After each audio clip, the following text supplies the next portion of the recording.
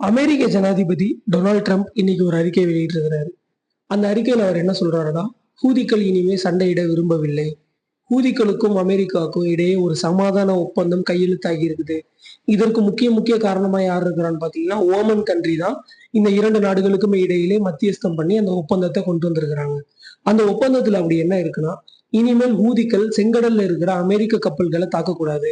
அதற்கு பதிலா America Yemen பகுதிகள் மேல விமான தாக்குதல்கள் நடத்தாது அப்படின்ற ஒப்பந்தம் இன்னைக்கு கையெழுத்தாகி இருக்குது. இது சக்சஸ்ஃபுல்லாவும் நடைமுறைப்படுத்தப்பட்டிருக்குது. நம்ம எல்லாருக்குமே தெரியும். அக்டோபர் 7ஆம் தேதி பாலஸ்தீனத்திற்கும் இஸ்ரேலுக்கும் யுத்தம் துவங்கப்பட்டு இன்னைக்கு வரைக்கும் நடந்துகிட்டு இருக்குது. சோ இந்த யுத்தம் துவங்கப்பட்ட அந்த நாள்ல இருந்து பாலஸ்தீனத்திற்கு ஆதரவா களத்துல குதிச்சவங்க தான் இந்த ஹூதிகள். இவங்க என்ன பண்ணாங்கன்னா, இஸ்ரேலுடைய கப்பல்கள், இஸ்ரேலுக்கு சொந்தமான கப்பல்கள், அதற்கு தொடர்புடைய பல கப்பல்கள் மேல செங்கடல்ல வச்சு தாக்குதல் நடத்தி அழிச்சுக்கிட்டு இருந்தாங்க. இதுல அமெரிக்க கப்பல்களுமே அடக்கம். இதை தொடர்ந்து அமெரிக்காவுமே ஏமன் மேல பல பகுதிகளில் தாக்குதல் நடத்திக்கிட்டு இருந்தாங்க.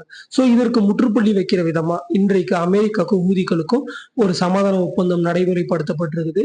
இதுல வந்து ஹூதிகள் வந்து அமெரிக்கா கப்பல்களை தாக்க மாட்டாங்க. அதற்கு பதிலாக அமெரிக்கா ஏமன் மேல பல பகுதிகளில் இனிமேல் தாக்குதல் நடத்துறதையும் நிறுத்த போகுது. இந்த ஒப்பந்தத்துல அவங்க தெளிவா சொல்லி இருக்கிறாங்க, அமெரிக்க கப்பல்களை மட்டும்தான் நாங்க தாக்க மாட்டோம் அப்படின்னு.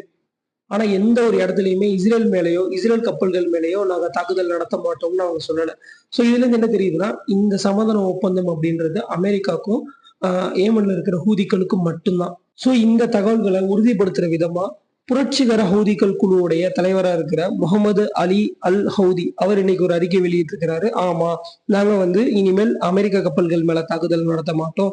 அதற்கு பதிலா டொனால்ட் ட்ரம்ப்பும் எங்களுடைய பகுதிகள் மேல தாக்குதல் நடத்த மாட்டோம் அப்படின்ற ஒரு ஒப்புதலை எங்களுக்கு கொடுத்திருக்கிறாரு அப்படின்ற ஒரு அறிக்கையை இன்னைக்கு வெளியிட்டிருக்கிறாரு. மேலதிகமா அவர் என்ன சொல்றாருன்னா, இது அமெரிக்காவுடையது மட்டும்தான். ஆனா இஸ்ரேல் மேல கண்டிப்பா நாங்க தாக்குதல் நடத்துவோம்.